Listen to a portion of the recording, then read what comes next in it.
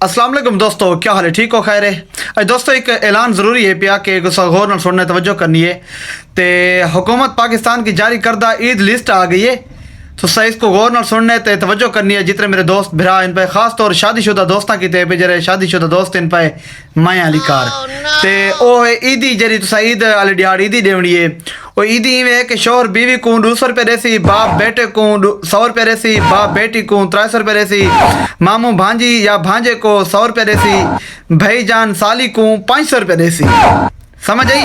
हाल एक गा है, सुनो तवज्जो तवज्जो गौर नाल सुननी है, मेहरबानी करनी है, ठीक है जी। ते भाईजान साले को 100 रुपये देसी, सास बहू 200 रुपये देसी। अच्छा, भाई बहन को 500 रुपये देसी। अच्छा, ये हूँ तो सुनते बैठे हुए तो मजीद देखा कान खोलते तो गौर गौर न सुना है, ठीक है जी। दादा पोती पोती को 200 रुपया, नाना नवासी नवासे को 200 रुपया। हूँ खास तो खास अहम गाल जरी है पई, खास तो खास वो है पई सस सोरे दी। ता एक गाल को तो गौर न सुनने, क्योंकि जरी सस ईदी देसी अपने दमाद को वो है पई 20,000 रुपया।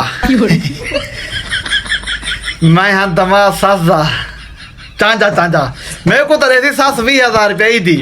ते ये है हुकूमत की तरफों, ओरिजिनल हुकूमत की तरफों ये पे ईद लिस्ट ते बिया तो सुनावा ना। अच्छा, मुल्क के हालात को मद्देनजर रखते हुए हुकूमत पाकिस्तान ने ईदी रेट लिस्ट जारी कर दी है। पूरे कौम रेट लिस्ट दिखाकर ईदी वसूल कर सकती है। दस्तखत वजीर खजाना ये ओरिजिनल है। ते ए मैं बकायदा इसको ना स्क्रीन तो भी लेंदा पे इसको चेक कर गिना है, ठीक है ना। ते अगर कोई भी ईदी तो को न देने पे खास तौर पर सस तो कोई न दे दी पे होवे, ए हुकूमत की तरफ बकायदा साइन थी होन तो तुस इससे एक्शन भी गिन सकदे वे, ठीक है जी। ते मेरे को तो वेले नाल सस आख देते हुआ कि मैं तक वही दी हुआ कि 20,000 देनी हुआ कि टेंशन क्यों गिनने।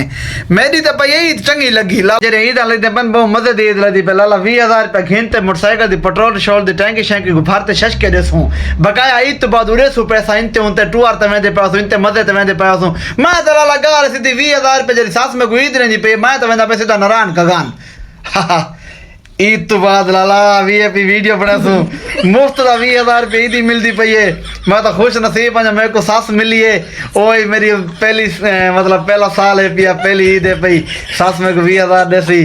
तो जेरे दोस्तों की जेरी सासी कहनी उन्हें शोधा ईद कौन देसी। अरमान लगा बेटा यार, वो अरमान लगा बेटा, इतना अरमान लगा बेटा ना। मैं तो बड़ा खुश थी बेटा जिन्हें शोधन दे ससा कहनी। अल्लाह पाक ई मारम नाम दा सदका उन्हें ससा देवे।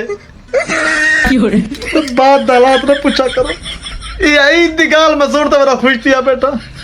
अल्लाह पा खैर कैसे गप्पा थारे नाल कहना सीरियस नहीं थी मत्ता को कुटेंदी होवे।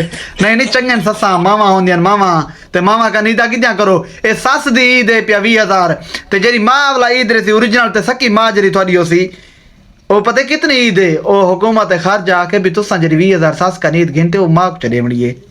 आहा एक मां का नसी ते बई मां का नीद लगी वैसी, कितनी खुशी दी गाल है।